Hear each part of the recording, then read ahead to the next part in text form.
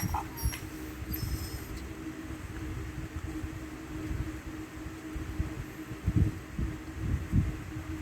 po yung aso ko, nagkaroon po siya ng sakit na blood parasite, distempered at rabies po, na medyo delikado po sa kondisyon ng aming alaga na si Logan. Sana po ay matulungan ninyo kami paano siya gagaling. Medyo malaki rin po nagastos ng anak ko sa pagpapagamot sa aming alaga.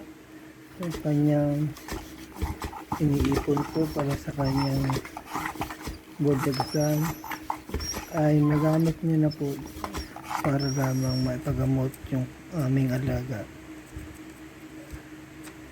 Sana po kung sino man yung may magandang kalooban, matulungan na maipagamot sa lalong madaling panahon po yung aming alaga.